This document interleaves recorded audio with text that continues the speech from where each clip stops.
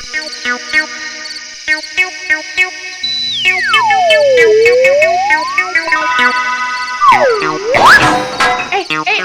কি হলো গো? কিসের শব্দ গো? ঘরে চোর ঢুকলো নাকি গো? জয় মা কালী, ধরে ফেলেছি গিন্নি, ধরে ফেলেছি। কি ধরে ফেলেছো? কি ধরে ফেলেছো গো? ইঁদুর না চোর? চোর? তবে এ চোর ঘরে ঢোকেনি, এ চোর ঢুকেছে কৃষ্ণনগরে। কি জানি বাবা, তোমার কথার মাথা মুন্ডু কিচ্ছু বুঝতে পারছি না, কিচ্ছুটি না। সব বুঝতে পারবে গিন্নি, সব বুঝতে পারবে কাল সকালে, শুধু রাতটুকু কাটতে দাও।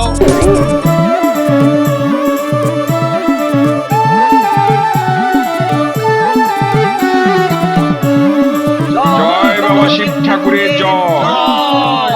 জয় দেবাদিদেব মহাদেবের জয়। বাবা রে বাবা, কি অবিশ্বাস্য কাণ্ড! অবিশ্বাস্য কেন বলছিস? হ্যাঁ, বলবো না? হ্যাঁ, মাটি ফুঁড়ে কালো পাথরের শিব ঠাকুর কেমন ওই ভুঁই ফোড়ের মতো চচ্চর চচ্চর করে মাথা চাড়া দিয়ে উঠছে। এসব কি হওয়া সম্ভব? ও যে হয় রে হয়, দেবতার দয়া থাকলে মাঝে মধ্যে এমনটাই হয়। তোরা এখনকার ছেলে ছোকরা এসব এসব দেব মাহাত্মের তোরা কি বুঝবি? হ্যাঁ, কি ব্যাপার, সাত সকালে এখানে এত জটলা কেন? হে, নদীর ধারে স্বয়ম্ভু শিব ঠাকুর একেবারে একেবারে মাটি ফুঁড়ে উঠেছেন গো। বাবা একেবারে মাথা চাড়া দিয়ে? তা শিব ঠাকুর নিজে নিজেই মাথা চাড়া দিয়ে উঠেছেন নাকি সাথে করে চেলা চামুন্ডাও এনেছেন? আগো গোপাল দাদা, দুজন চেলা সমেত জটা দাঁড়িয়ালা এক সাধু বাবা এসে হাজির হয়েছেন। রাতারাতি ছাউনিও তৈরি হয়ে গেছে। জানতাম এমন কিছু একটা হবেই হবে।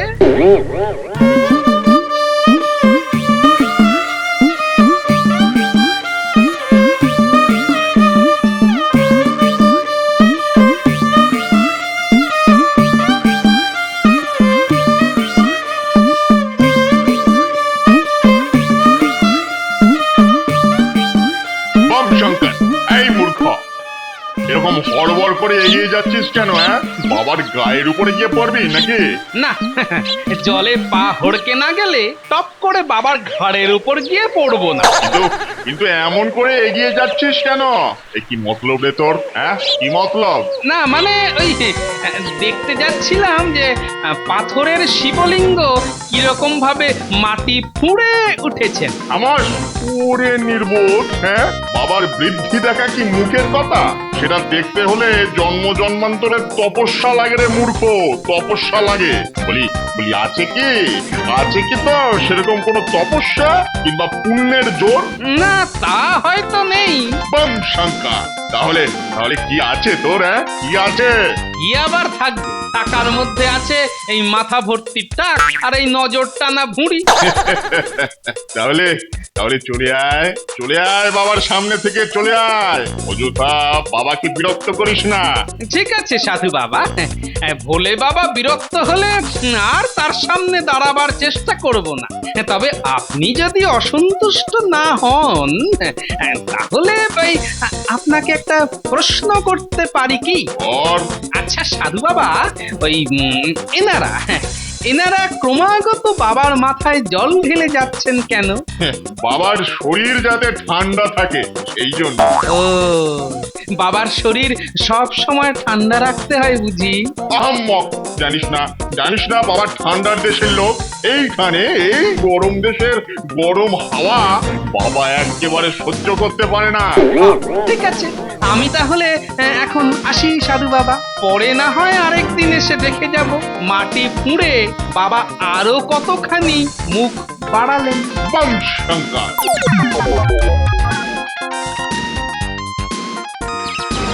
বলো কি, মাটি ভেদ করে শিব? বাবা বাবা বাবা, ভারী সুখবর শোনালে তো। সুখবর কি কুখবর সেটা পরে প্রমাণ হবে, তবে এখন কিছুদিন ওই ব্যাপারটার উপর একটু নজর রাখতে হবে মহারাজ। এই কথা কেন বলছো গোপাল? বলছি এই জন্যই যে ওই শিব ঠাকুর তো শুধু একলা উদয় হননি, তার সঙ্গে ওই চেলা বেশি এক সাধু, আবার সেই সাধুর দুই শিষ্যও হাজির হয়ে গেছেন, টপাটপ করে থালায় প্রণামীও করছে। বলো কি, শিব ঠাকুর, সাধু, প্রণামী, এর মধ্যে এত সব? কেমন যেন রহস্পর্শ মনে হচ্ছে না মহারাজ? এই এই কি বলতে চাইছো, খুলে বলো তো। না মানে বাজারে তো আর ঠক জোচ্চরের অভাব নেই, কি জানে কেউ আবার দু পয়সা কামাবার তালে এসব ফন্দি ফিকির খুলে বসলো না তো? না না না, তা কেন হবে? শুনেছি আমাদের দেশের কত জায়গায় এমন স্বয়ংভূ শিবের দেখা মিলেছে। কি জানি, আমার কিন্তু ব্যাপারটা কেমন কেমন ঠেকছে মহারাজ। কেন, তোমার ওই বোঁচা নাকে কি অন্য কোনো গন্ধ পাচ্ছ নাকি গোপাল? হ্যাঁ তা বলতে পারেন। কেন কেন কেন?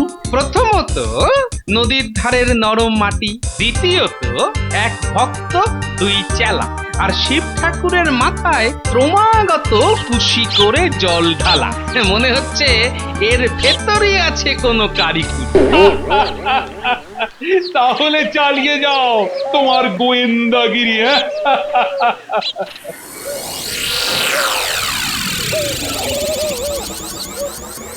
গিন্নি, ও গিন্নি, কিছু খেতে দাও দেখি, বড্ড খিদে পেয়েছে গো।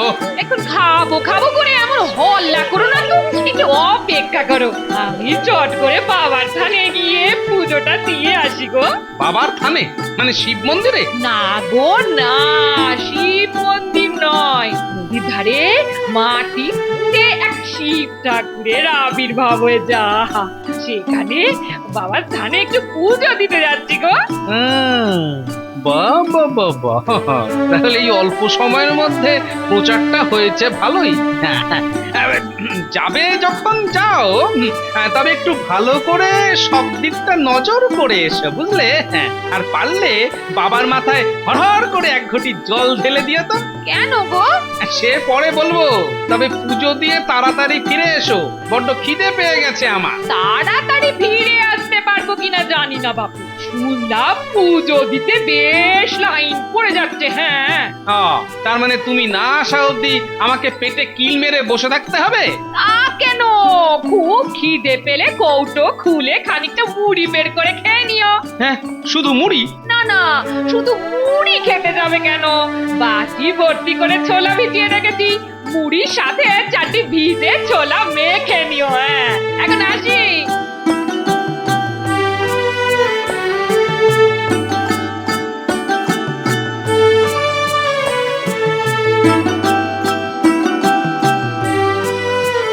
ওহো, ছোলাটা আবার কোথায় ভিজিয়ে রেখে গেছে রে বাবা? কোথায় রেখে গেছে দেখি এবার।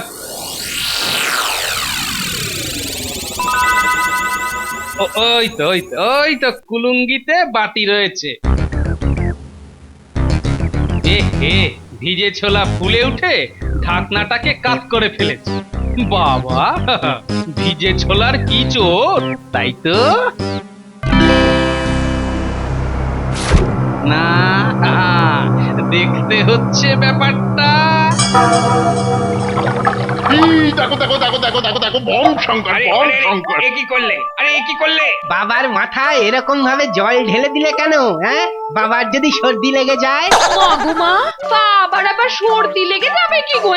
জীবনে এমন কথা তো কখনো শুনিনি, বলি বাবা কি মানুষ?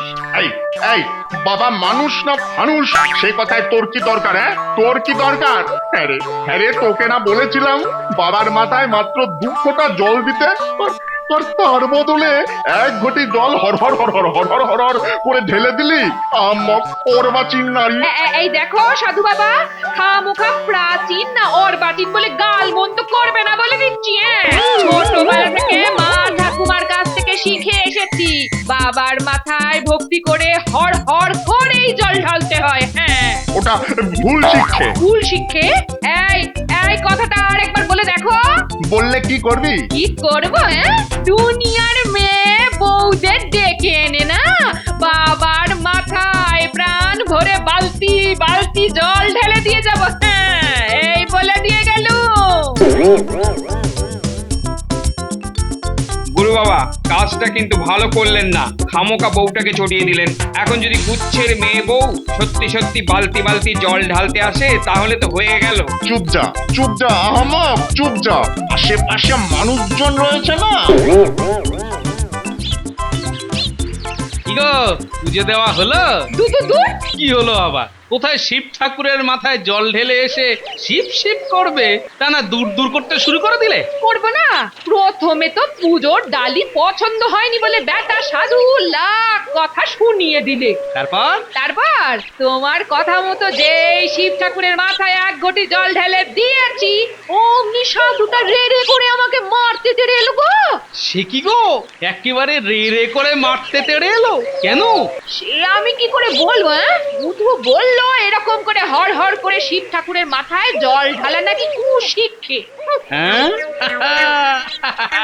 তার মানে আমার মনের সন্দেহের তীর ঠিক দিকেই যাচ্ছে। নিশ্চয়ই কোনো গভীর রহস্য আছে এর মধ্যে। তা তুমি কোনো ওই প্রতিবাদ না করে এমনি এমনি চলে এলে? না না গিন্নি, এমন মেয়ে তো তুমি নও। প্রতিবাদ করিনি আবার। এমন ধমকে আর চমকে দিয়েছি না ওই বেটা সাধুকে। খুব ভালো করেছো। এই না হলে আমার বউ। তা তুমি গামলা ভর্তি করে এত ছোলা ভেজাতে বসেছো কেন? ওই যে মুড়ি দিয়ে ছোলা ভিজিয়ে খেতে আমার খুব ভালো লেগে গেছে। ভালো লেগেছে বলে এত ছোলা? আরে বাবা, এত ছোলা খেলে হজম করতে পারবে? গিন্নিকে এখন সব কথা বলা যাবে না। কি হলো বলো? আরে একলা খেতে যাব কেন, সবাই মিলেই তো খাবো। আমি, তুমি, তারপর ওই ফুটি, ন্যাপলা, গুলটে, কুচকে, তারপরেও বেঁচে গেলে রাজসভায় নিয়ে গিয়ে সকলকে ছোলা মুড়ি খাইয়ে আসবো। তাই বুঝি? তা ভালো।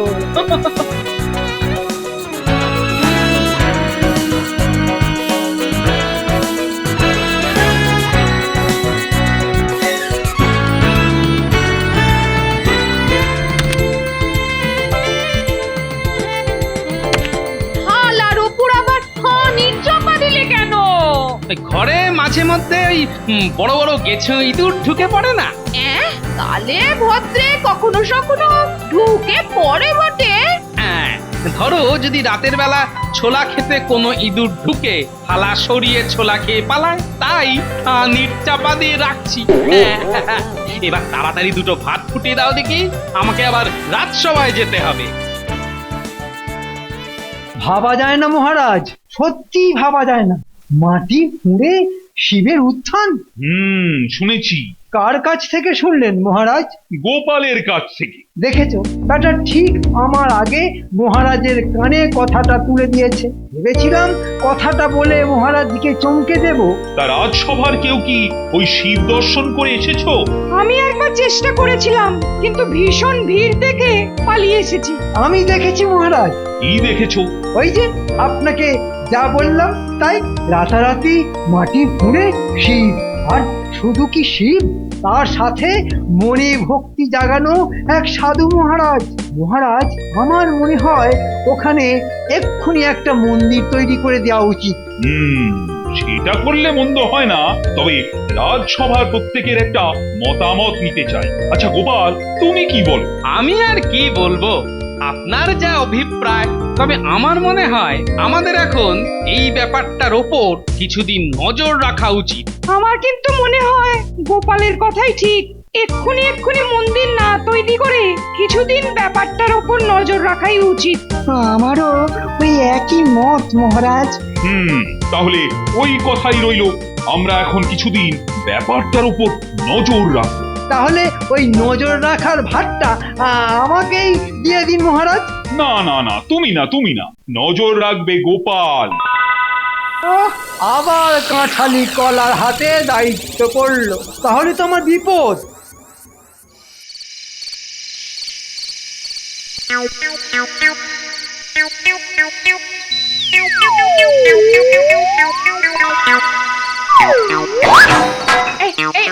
কি হলো গো? কিসের শব্দ গো? ঘরে চোর ঢুকলো নাকি গো? জয় মা কালী, ধরে ফেলেছি গিন্নি, ধরে ফেলেছি। কি ধরে ফেলেছো? কি ধরে ফেলেছো গো? ইঁদুর না চোর? চোর? তবে এ চোর ঘরে ঢোকেনি, এ চোর ঢুকেছে কৃষ্ণনগরে। কি জানি বাবা, তোমার কথা মাথা মুন্ডু কিচ্ছু বুঝতে পারছি না, কিচ্ছুটি না। সব বুঝতে পারবে গিন্নি, সব বুঝতে পারবে কাল সকালে, শুধু রাতটুকু কাটতে দাও।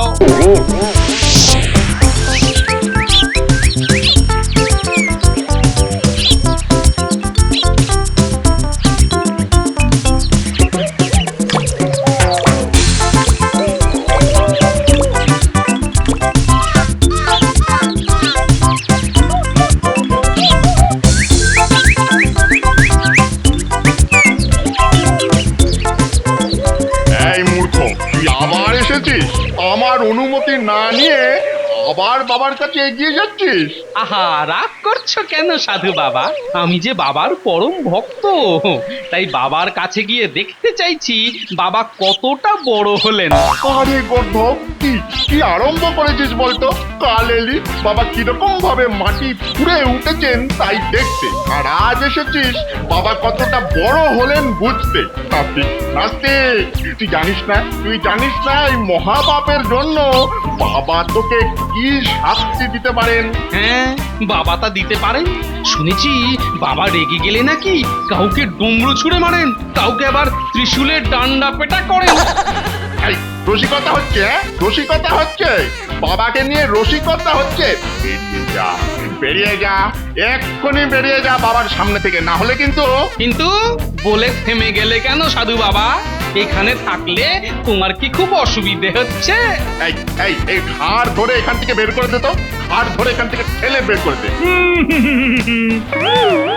অতি করতে যেও না সাধু বাবা, ও হচ্ছে গোপাল, আমার খুব কাছের মানুষ। খেয়েছে দুম করে মহারাজ চলে এলো কেন রে বাবা? এখানে আবার কি চায়? এই ধরা পড়ে যাব না তো? সাধু বাবা, ওই মাটি পুড়ে ওঠা শিব ঠাকুরকে আমি একটু নিজের চোখে দেখতে চাই। দেখবেন দেখবেন, সে তো খুব ভালো কথা মহারাজ। এই তো দেখুন বাবা কেমন অনাদরে মাটিতে পড়ে আছেন। মহারাজ, এই যে স্বয়ম্ভু শিব ঠাকুর।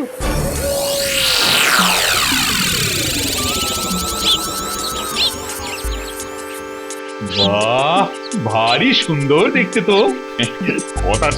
কথাটা মহারাজের মনে ধরেছে দেখছি। যাক বাবা, এই যাত্রা তাহলে বেঁচে গেলাম। সাধু বলল বাবা অনাদরে মাটিতে পড়ে রয়েছেন, গোপাল, তাই ভাবছি এখানে একটা শিব মন্দির প্রতিষ্ঠা করে দেব। মহারাজ, আপনি হলেন গিয়ে পুণ্যাত্মা মানুষ, এমন কাজ তো আপনাকে মানায় মহারাজ। দেখবেন দেখবেন বাবা শিব আপনাকে খুব আশীর্বাদ করবেন। না মহারাজ, আমি বলি কি, এখানে এই নদীর ধারে খরচা করে আর ওই শিব মন্দির বানানোর দরকার নেই মহারাজ। হ্যাঁ, দরকার নেই? না, তার চেয়ে বরং বাবা মহাদেবকে এখান থেকে তুলে নিয়ে গিয়ে আপনার বাড়ির লাগোয়া শিব মন্দিরে প্রতিষ্ঠা করে দিন। কথাটা তো মন্দ বলনি, কিন্তু মাটি ফুঁড়ে ওঠাই শিব ঠাকুরকে নিয়ে যাব কি করে? না না গোপাল, তা হয়তো সম্ভব হবে না। একবার চেষ্টা করেই দেখা যাক না। হ্যাঁ মহারাজ, ওই দু হাত দিয়ে একটু ওপরের দিকে টেনে তুলুন তো মহারাজ। ওইটা করতে যাবেন না মহারাজ, ওইটা করতে যাবেন না, বাবার অভিশাপে তাহলে তাহলে আপনার ঘোর অমঙ্গল ঘটবে। তাহলে আপনি আমার উপরেই ছেড়ে দিন, আমিও সব অমঙ্গল টমঙ্গলের ভয় পাই না।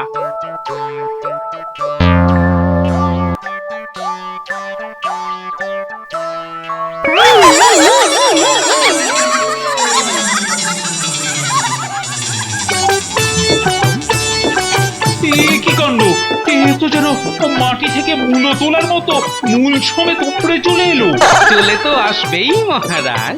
এটা তো আর এখানে গজায়নি, এখানে এটাকে এই ঝুরঝুরে নরম মাটির মধ্যে আলগা করে পুঁতে রাখা হয়েছিল। কিন্তু এটা মাটি থেকে একটু একটু করে উঠছিল কি করে?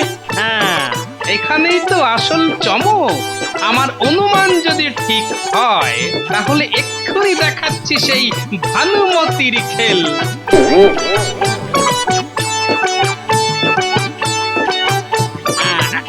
দেখি দেখি দেখি কি এ তো কল গজানো ভেজা ছোলা। ঠিকই ধরেছেন মহারাজ, কল গজানো ভেজা ছোলা। মাটিতে গর্ত খুঁড়ে তার ভেতর অনেক অনেক শুকনো ছোলা ভরে দিয়েছিল এই সাধু বাবা। তারপর তাতে ধীরে ধীরে জল ঢালা হচ্ছিল।